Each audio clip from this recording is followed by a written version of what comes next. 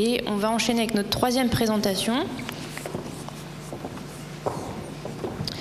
Donc on va accueillir le docteur Caroline Abdul-Malak, qui est praticienne dans le service de réanimation polyvalente à Chalon-sur-Saône, et madame Aurore Sabre, qui est infirmière dans le même service, qui vont nous parler un petit peu de leur regard sur la consultation post-réanimation.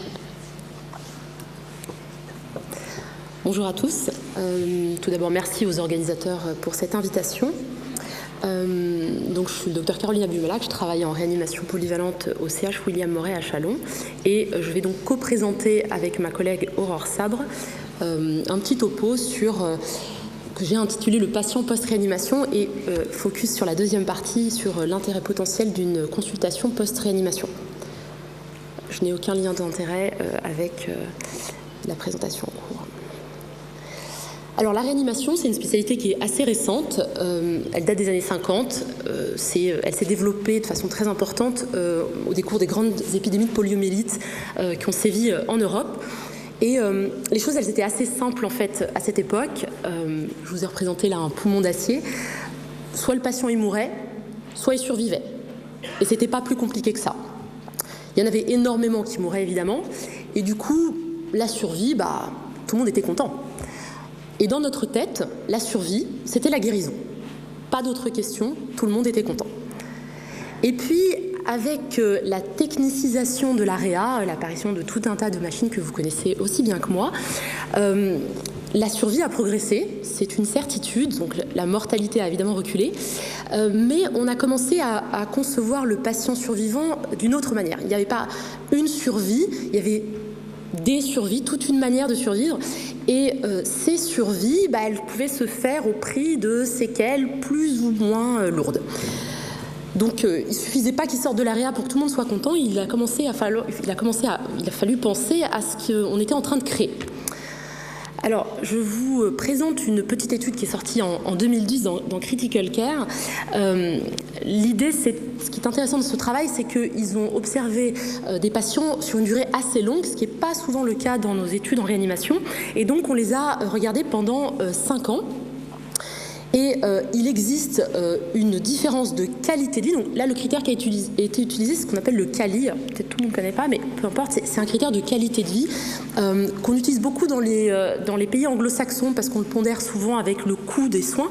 Et ce critère, donc on regardait à 5 ans, eh bien, alors la courbe en pointillé, c'est la population standard, et la courbe la droite continue, c'est la population survivante de réa. Et donc à 5 ans, vous regarderez, il y a un écart qui est très important entre le QALY, donc cet indicateur de qualité de vie mesuré, donc cumulatif à 5 ans, avec les patients qui survivent de réanimation. Donc on ne recouvre pas un état de santé équivalent à celui de la population générale à âge et sexe comparables, et cela même 5 ans après la sortie de la réanimation.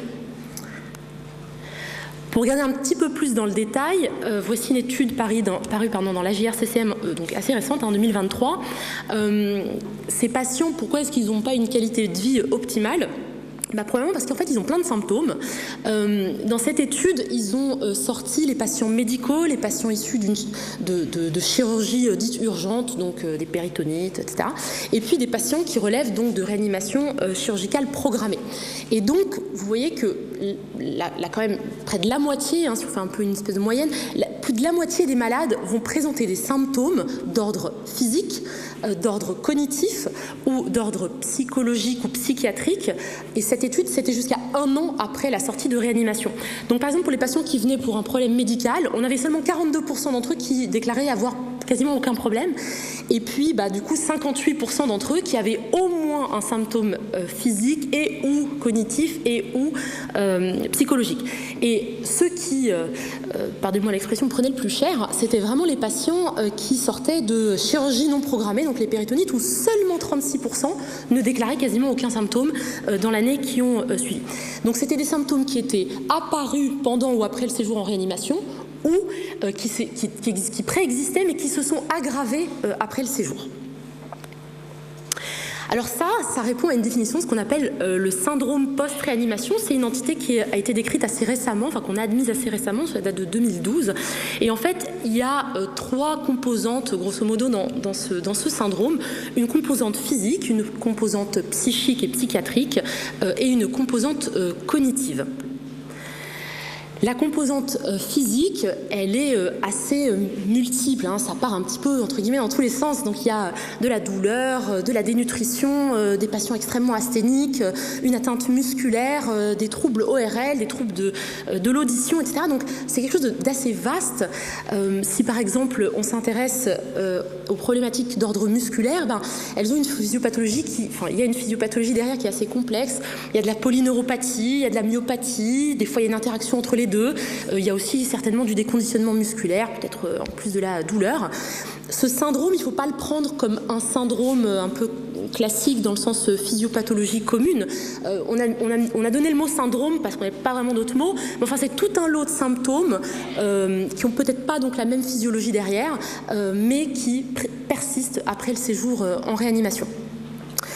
L'atteinte psychique ou psychiatrique, là encore, elle est assez fournie. On peut avoir des troubles anxieux, des troubles du sommeil, il y a des gens qui n'arrivent pas à dormir, mais ça peut être des cauchemars. Mes collègues tout à l'heure en ont parlé, un syndrome authentique de stress post-traumatique ou bien des troubles dépressifs. Enfin, il existe donc une troisième composante, comme je vous l'ai dit, qui est une atteinte cognitive. Là encore, beaucoup de symptômes, des troubles de fonction exécutive, des troubles de mémoire, des troubles de la compréhension ou des troubles de l'attention.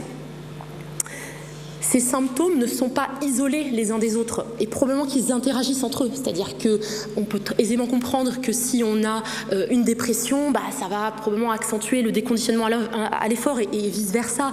Si on a de la douleur, on va probablement moins avoir envie ou moins avoir la possibilité de reprendre un effort physique et donc ça va accentuer le déconditionnement à l'effort. Donc il y a un cercle comme ça vicieux qui s'installe avec donc des interactions entre ces symptômes qui s'aggravent les uns les autres. Ce n'est pas qu'à l'échelle du patient, puisque cette incidence de syndrome post-réanimation va même aussi atteindre la famille, puisqu'on décrit un syndrome post-réanimation pour la famille. Ça peut avoir des conséquences qui sont même à l'échelle sociétale, puisqu'il y a un surcoût sociétal avec un recours aux soins qui sera accentué. Le patient peut perdre son emploi, ça arrive assez fréquemment, avec un impact financier pour lui. Ça peut accentuer l'isolement social et déstructurer même des familles. Donc, vous voyez, l'impact n'est pas entre guillemets juste pour le malade, mais peut aller même bien au-delà. Alors on identifie trois types de facteurs qui peuvent favoriser donc, ce syndrome post-réanimation, avec des facteurs sur lesquels on n'a pas beaucoup de choses à faire, malheureusement c'est peu modifiable, des facteurs sur lesquels on peut peut-être faire quelque chose et des facteurs qui clairement peuvent aider le patient à aller mieux. Les facteurs pas modifiables sont des facteurs de risque donc de développement d'un syndrome post-réanimation, c'est l'âge avancé, le sexe féminin, la présence de troubles cognitifs préexistants, un état de grabbatisation ou globalement de fragilité préalable, l'arrivée pour un SDRA ou un sepsis. Ce sont les facteurs sur lesquels on peut peut-être éventuellement faire quelque chose et qui ont été bien attestés comme étant des facteurs de risque bien identifiés donc de développement d'un syndrome post-réanimation. C'est la ventilation mécanique. Bon, là encore, est-ce qu'on peut vraiment agir dessus? Ça mérite discussion. L'intensité du choc que peut présenter le malade et le niveau d'hypoxémie. En revanche, là où on peut et on doit probablement faire quelque chose, c'est ce qu'on appelle le ABCDEF Bundle, donc en anglais, qui espèce de package qui a démontré, même sur la mortalité, un effet sur la mortalité, mais surtout aussi donc, sur la réduction du syndrome post-réanimation. C'est le recours minimal aux sédations et particulièrement aux hypnotiques, la prévention du délirium qui passe par une mobilisation très précoce des malades. Il y a même des travaux qui montrent qu'il faut les habiller, les patients, et pas les laisser tout nus. La lutte contre les symptômes de froid, la mise en place d'horloges, l'appel par le prénom, la présence de la famille, la lutte contre la douleur. Donc tout un tas de choses qui reconnectent le plus rapidement notre patient à la vie réelle et à la vie qu'il avait peut-être avant.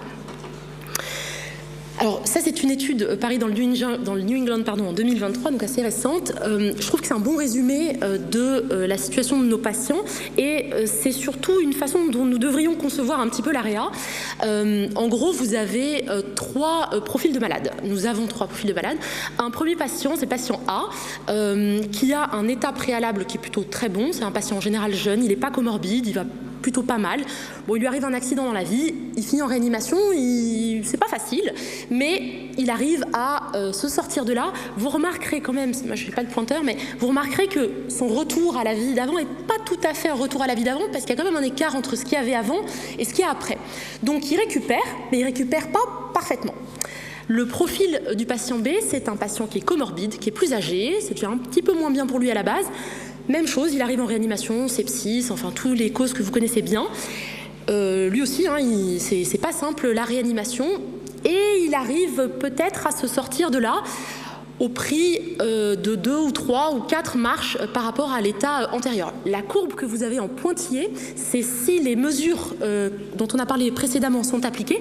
Donc on arrive, vous voyez quand même, rien qu'en appliquant ces mesures qui n'ont pas l'air si compliquées que ça, eh bien à redonner aux patients une qualité de vie qui va commencer un petit peu à se rapprocher de ce qu'il avait avant, mais encore une fois, pour l'écrasante majorité d'entre eux, on ne reviendra pas à ce qui préexistait à l'admission en réanimation. Et le profil du patient C, c'est le patient qui est ultra comorbide, très âgé, voilà, grabbatisé, qui a plein d'antécédents. Et alors c'est simple, lui, il ne survit pas en réanimation, donc voilà. Cette vision transversale, je pense que c'est vraiment ça que nous devrions avoir en réanimation. C'est la vision qui est en train d'être développée de plus en plus. Et donc la question, la consultation post-réanimation, où est-ce qu'elle vient s'insérer là-dedans? Alors, j'ai dû être un peu honnête pour faire ce travail, enfin cette présentation, parce que nous on fait une consultation post-réanimation à Châlons, et bien sûr ma collègue va vous les présenter. Pour être honnête, les études, elles sont assez discordantes sur l'intérêt de cette consultation dans la prévention donc du syndrome post-réanimation ou dans la guérison, le traitement de ce syndrome post-réa. Il y a beaucoup de travaux qui commencent à être publiés parce que ça commence à intéresser. Il y a des papiers qui montrent qu'il peut y avoir un effet bénéfique en termes de réduction du stress, de l'anxiété, etc. Il y a aussi des travaux qui ne disent pas tout à fait ça. J'ai trouvé intéressant de vous montrer aussi des études négatives. Il y en a une qui est comme assez récente, 2024, Intensive Care. Donc c'est une étude pluricentrique française qui s'est intéressée comme critère qui a pris comme critère de jugement principal un critère composite, mortalité et qualité de vie. En gros, c'était les qualités de vie pas bonnes, au sortir de la réa. Mais alors, un peu étonnamment, cette étude, elle montre que... Alors, pardon, je vous ai pas tout dit, mais cette étude, le but, c'était d'étudier l'intérêt de la consultation post-réanimation. Donc, on avait un bras où il y avait 4 fois dans l'année où les patients étaient vus par une consultation, au cours d'une consultation pluridisciplinaire avec un médecin de réanimation, un psychologue et une assistante sociale, donc à sortie de réanimation, 3 mois, 6 mois et 1 an. Et puis l'autre groupe où c'était du soin standard et on les revoyait 1 an après avec un questionnaire par téléphone. Et le groupe qui bénéficiait entre guillemets de la consultation post-réanimation, il avait une qualité de vie qui était moins bonne que l'autre groupe. Ça les a un peu étonnés, et nous aussi. Même chose, quand on regarde sur le score EQ5D, il est moins bon dans le groupe interventionnel. Alors on peut débattre de l'étude, de la façon dont elle a été menée, des consultations qui sont très variées, très variables entre les centres, parce qu'il n'y a pas vraiment de recommandation qui dit comment est-ce qu'on doit le faire. Mais c'était quand même pour juste vous illustrer que le niveau de preuve, il est quand même assez modeste. Nous, on y voit un intérêt, mais peut-être qu'il n'est pas mesurable par des études, et c'est pas grave, tout ne se mesure pas au moyen de tableurs Excel et d'études. Mais voilà, il faut quand même savoir aussi qu'on n'a pas forcément démontré un intérêt évident pour les patients, en tout cas en termes de mortalité et de qualité de vie, mais peut-être que c'était pas tout à fait le bon critère. En tout cas, je vais laisser la parole à ma collègue Aurore, qui va vous présenter le retour d'expérience que nous, on a modestement fait à Châlons, et l'intérêt que nous, on y a trouvé, et que j'espère certains patients y ont trouvé également.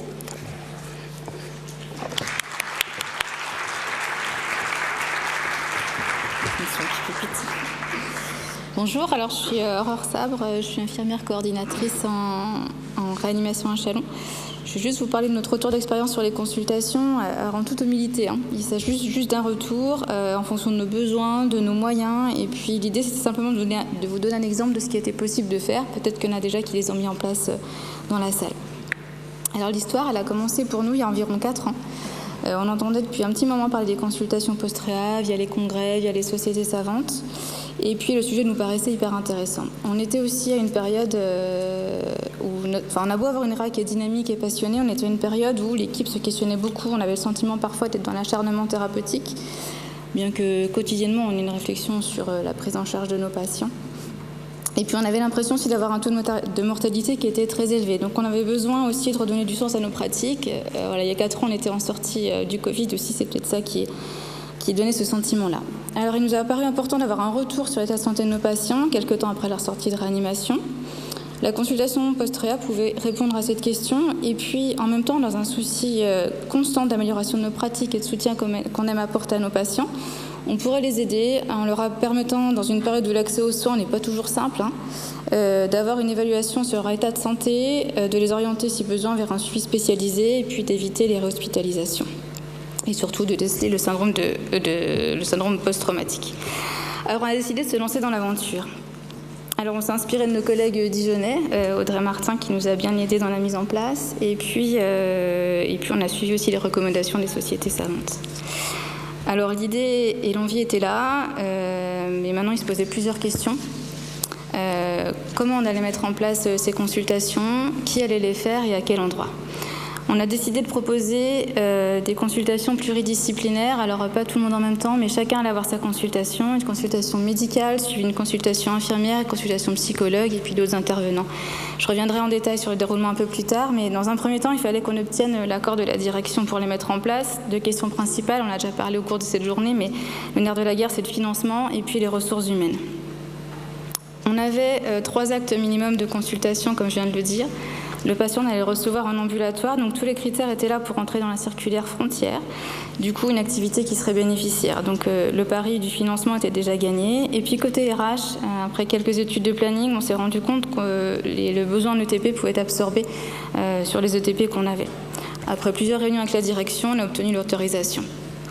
Premier pas de fait. Après, à quel endroit on allait faire ces consultations ? Il était hors de question qu'on fasse revenir nos patients dans le service de réanimation, tout du moins au premier abord, parce que ça peut être source de traumatisme pour certains.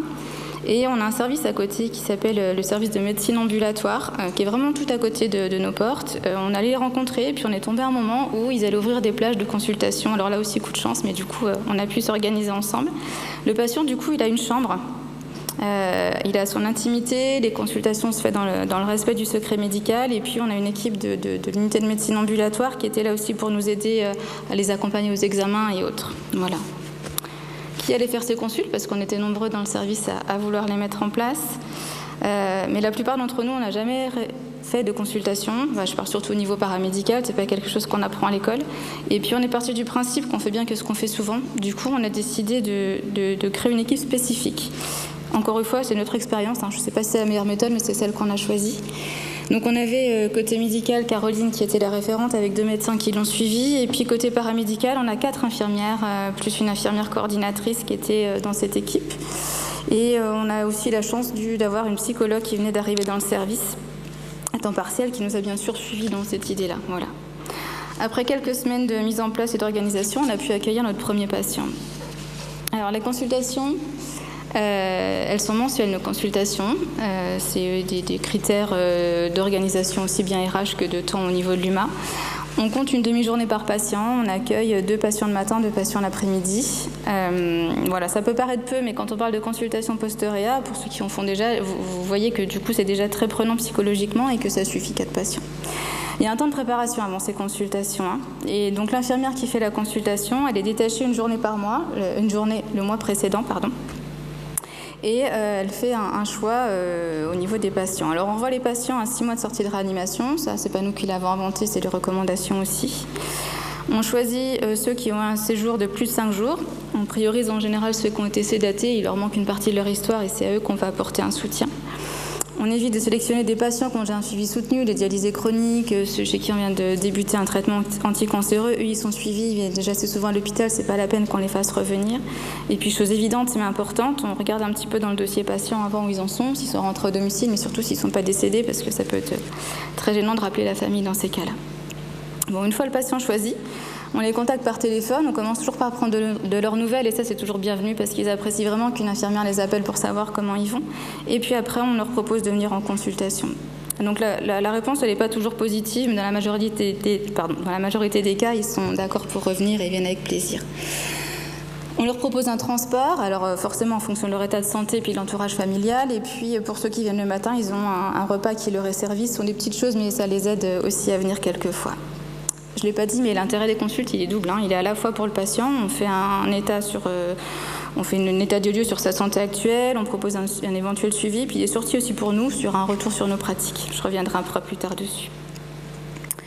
Donc là, le patient, il accepte de venir, on rédige un compte-rendu rapide, et puis on complète avec le médecin qui va nous prescrire des examens qui vont l'aider à faire le bilan du patient quand il viendra. On transmet tout ça au service de médecine ambulatoire qui prend les rendez-vous, et puis le patient, il reçoit un petit courrier et une petite convocation. La consultation, dès l'arrivée du patient, c'est l'infirmière de réanimation qui va accueillir le patient pour un premier contact déjà et puis lui expliquer comment va se dérouler sa journée, quand est-ce qu'il verra qui, quel examen il aura dans la journée. Et puis l'infirmière du MA gère plutôt la partie administrative. On commence toujours nos consultations par la consultation infirmière. Elle est drivée par des éléments factuels tels que un questionnaire de qualité de vie. Bon, nous on a choisi le SF36, mais il y en existe plein d'autres. Ensuite, il y a des tests de marche. C'est autant d'éléments qui seront tracés dans le dossier patient et qui pourront être repris lors des hospitalisations ultérieures ou des consultations ultérieures par d'autres collègues. Et puis, on a un temps d'échange plutôt informel, mais qui est systématisé. On va suivre une trame qu'on a créée, alors toujours en fonction des recommandations, et pour mener à bien l'échange et qu'on adapte aussi en fonction du patient qu'on a en face de nous. Alors en général, on refait un point sur l'état de santé actuel du patient. Est-ce qu'il a retrouvé son autonomie d'avant? Est-ce qu'il est en rééducation? Est-ce qu'il fait des cauchemars? Et puis on reparle de son séjour en réanimation, quels sont ses souvenirs. On reprend le déroulé de son séjour, on lui explique quel jour il est arrivé, quand est-ce qu'il était sédaté, combien de jours il était intubé. Et puis on va plus ou moins loin selon le ressenti et les échanges qu'on a avec le patient. On voit aussi avec eux s'il y a des événements qui les ont marqués. Alors on reprend, par exemple un jour un patient m'a dit j'étais sur le ventre, il y avait comme une télé en face de moi avec des courbes de couleurs. Bon on se pose question parce qu'un DV curarisé qui regarde la télé c'est bizarre. Mais on reprend avec lui, en effet il avait fait du DV, on explique ce qu'est un scope et puis ça lui donne des réponses à ses questions. Je vous ai dit, ça apporte aussi un retour sur nos pratiques. Alors, nombreux sont ceux qui nous parlent de leur vécu difficile au niveau des aspirations endotrachéales. Et on a entendu tout à l'heure dans le film, la soif, c'est un sujet qui revient fréquemment. Nos patients ont très, très soif. Et puis, ils parlent aussi, parfois, de propos qui ne les concernent pas. Alors, quand nos patients sont en phase de réveil, ils ne sont pas tout à fait là. Il arrive, quand on fait la toilette, par exemple, de parler un petit peu de nos vies, où on allait en vacances, le film qu'on allait voir. Et certains patients nous ont dit, ouais, j'en avais un petit peu rien à faire de savoir ce que l'infirmière avait fait à Ibiza, mais bon, c'est comme ça. On leur propose après de visiter le service et de rencontrer l'équipe et de retourner dans la chambre. Alors là, il y a deux types de patients. Il y a ceux qui vont nous dire « Ah oui, j'ai vraiment envie de retourner voir l'équipe, je suis contente de la voir ». Et puis ceux, ça va être non directement. Avec là, on ressent un mal-être et ils ne veulent pas y aller. Donc on ne force pas du tout. On suit vraiment l'avis du patient. En général, jusque-là, ça va. Le patient ne se rappelle pas trop de son séjour en réanimation. Et puis, c'est plutôt au fur et à mesure qu'on avance, c'est souvent quand on retourne dans la chambre et qu'il se retrouve dans la position avec la vue qu'il avait depuis son lit. S'il y a une alarme qui retentit à côté, et ben là, il y a souvent un changement de comportement et un certain stress et une angoisse qui est ressentie. Je vous ai pas dit, on a parlé des familles aussi tout à l'heure.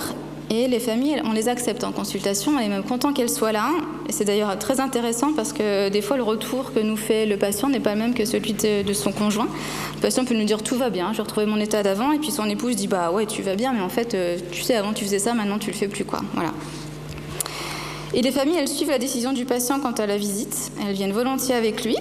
Et elles, par contre, c'est quand on passe dans la salle d'attente. Alors chez nous, on accède au service, on part à la salle d'attente et après un long couloir. Et quand on arrive devant cette salle d'attente, et ben quelquefois, il y en a qui s'arrêtent ici parce que là, l'émotion remonte et les souvenirs de ce qu'elles ont vécu est aussi difficile pour elles. Donc il y a un réel traumatisme aussi au niveau des familles.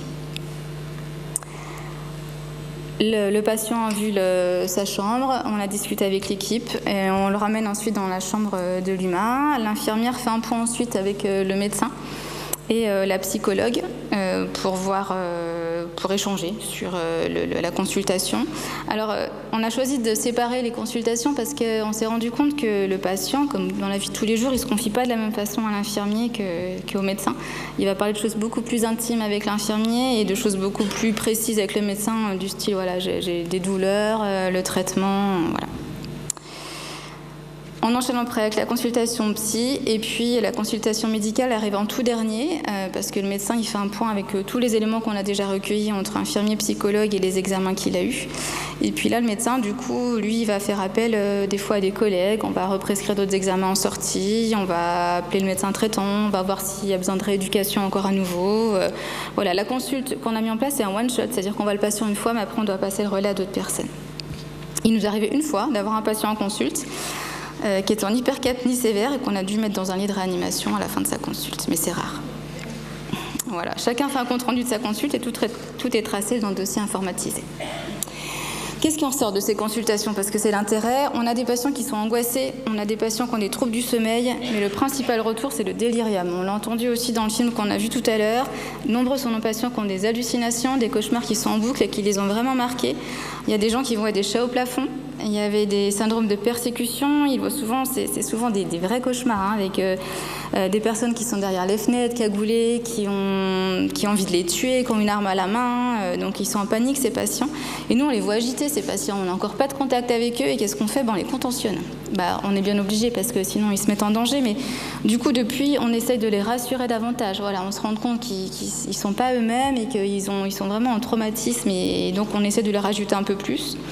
Et puis, Caroline en a parlé, mais depuis qu'on met un peu moins de benzo, ces propos reviennent un peu moins. Hein. Sous propofol, les patients nous parlent un peu moins de cauchemars quand même. Bon, voilà, c'est une des composantes, mais il y a plein d'autres facteurs qui jouent dans ce délirium. Bon, il y en a même qui nous ont parlé une fois de soirées dansantes qui se déroulaient juste à côté. Ils ont vu les soignants se préparer, partir au bal. Bon, je sais qu'on est un petit peu festif des fois la nuit en réa, mais peut-être pas à ce point-là quand même. Le carnet de bord, on en a déjà entendu parler aussi. Nous, on a essayé de le mettre en place. Alors, c'est pas si évident que ça à mettre en place. Peut-être que vous avez des expériences positives. De l'autre côté, quelquefois c'est rempli, quelquefois ça l'est pas. En tout cas, on en reparle toujours aux patients quand il vient en consultation. Et là, leur avis est souvent partagé. Il y a celui à qui ça a vraiment apporté quelque chose. Il se dit content d'avoir lu ce journal qui lui expliquait des choses de ce qu'il a vécu quand il avait perdu conscience, de se rendre compte qu'il y a de la famille qui est venue. Et puis d'autres pour qui ça a été une source d'angoisse, de se dire mais qu'est-ce qu'il y a là-dedans? Est-ce que j'ai envie de l'ouvrir? J'y vais pas. Donc l'avis est vraiment partagé. Dans tous les cas, on continue de le faire, mais c'est pas toujours que du positif, ce journal de bord.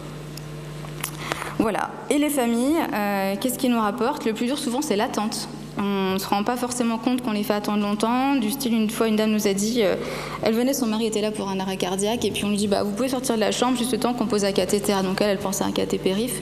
Forcément, on est parti pour un équipement total, voie centrale, cathé art, et puis ça s'est pas très bien passé. Elle est restée 1 heure dans la salle d'attente. Et quand on est retourné, elle était complètement angoissée parce qu'en fait, elle pensait que son mari avait fait un nouvel arrêt. Alors du coup maintenant, quand les pauses de voix sont longues, l'aide-soignante retourne quelquefois en salle d'attente pour assurer les familles. Voilà. COPREA, qu'est-ce que c'est COPREA? Depuis 2024, on participe à une étude qui s'appelle COPREA. C'est en lien avec le CHU de Dijon. C'était une étude qui visait à mettre en évidence selon l'intérêt des consultations et surtout d'épicer le syndrome de stress post-traumatique. C'est une étude multicentrique et randomisée. Alors Caroline nous a dit que les études avaient prouvé que il n'y avait pas forcément un intérêt. Là, on verra si celle-ci ressort le contraire. En tout cas, on est toujours dans l'étude et puis on aura les résultats courant 2026, je pense, Audrey. Voilà.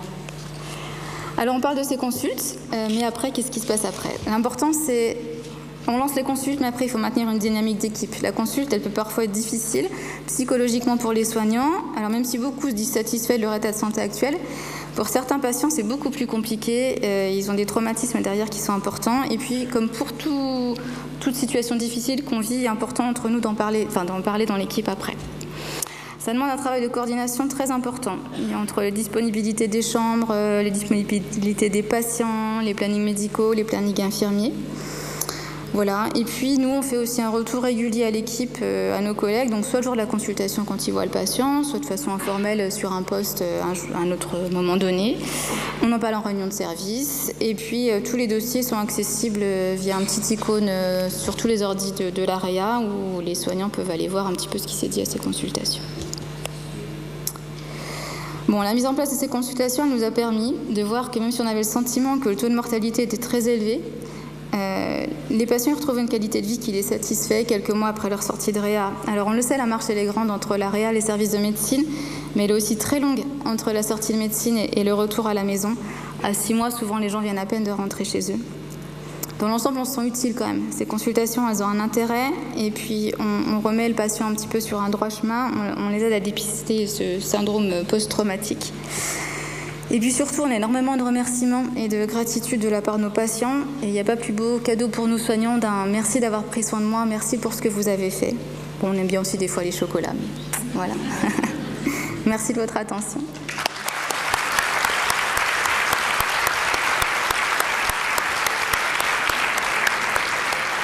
Merci Caroline, merci Aurore. Alors, on nous impose de commencer à l'heure la prochaine session. L'heure, c'est dans 7 minutes. Donc, si on veut prendre une petite pause, je pense qu'on n'a pas le temps de prendre des questions tout de suite. Donc, peut-être pendant la pause, si les orateurs sont disponibles. Oui, je prends simplement 10 secondes, puisque Aurore, tu es sur l'estrade, pour dire que tu a été une des chevilles ouvrières de l'organisation de ce congrès. Il y en a d'autres, elles sont dans la salle, qui se reconnaîtront. Et du coup, je tenais à t'adresser mes vifs remerciements, ainsi qu'à tous les autres qui se reconnaîtront également. Voilà. Merci.